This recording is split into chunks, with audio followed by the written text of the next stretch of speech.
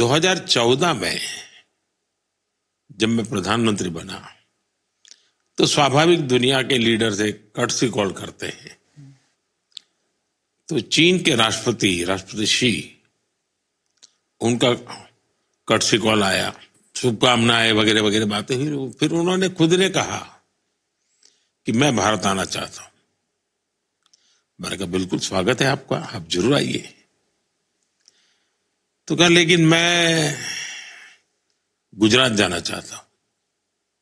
मैंने कहा तो और अच्छी बात है। तो उन्होंने कहा कि मैं तुम्हारे गांव वडनगर जाना चाहता हूं। मैंने कहा वो क्या बात है, आपने यहां तक का कार्यक्रम बना दिया है। बोले तुम्हें मालूम है क्यों? मैंने कहा नहीं मुझे मालूम नहीं। तो बोले मेरा और तुम्हारा एक स्पेशल नाता है। क्या? ह्यूएन जो चाइनीज फिलोसोफर था, वो सबसे ज्यादा समय तुम्हारे गांव में रहा था,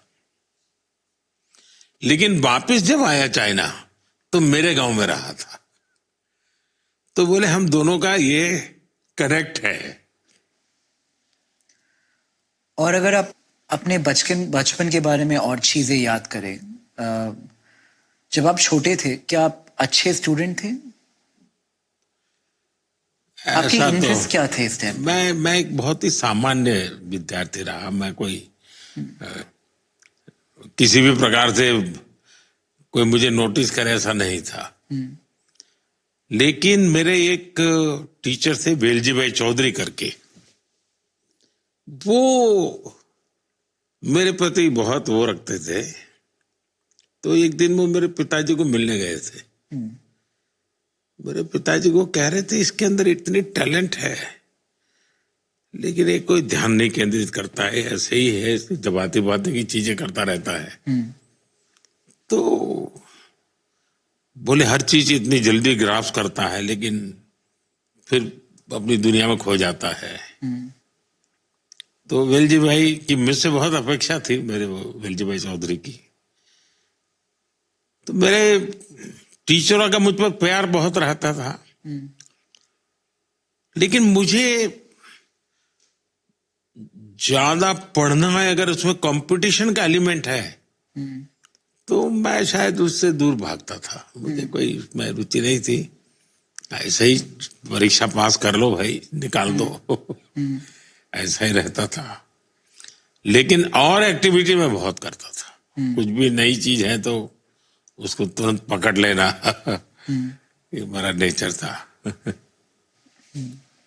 सर, आपके कोई ऐसे बचपन के दोस्त हैं जो अभी भी आप टच में रहते हैं? ऐसा है कि मेरा केस थोड़ा विचित्र है। बहुत छोटी आयु में मैंने घर छोड़ दिया। घर छोड़ा मतलब सब कुछ छोड़ा मैंने, किसी से मेरा संपर्क नहीं था। तो बहुत बड़ा गैप हो गया। तो मेरा कोई कांटेक्ट नहीं था, किसी से कुछ लेना देना भी नहीं था। और मेरी जिंदगी भी एक अनजान ऐसे ही भटकते इंसान की थी। कोई कौन पूछेगा मुझे, तो मेरा जीवन ही ऐसा नहीं था। लेकिन जब मैं सीएम बना तो मेरे मन में कुछ इच्छाएं जगी। एक इच्छा ये जगी कि मेरे क्लास के जितने दोस्त हैं पुराने, सबको मैं सीएम हाउस में बुलाऊंगा।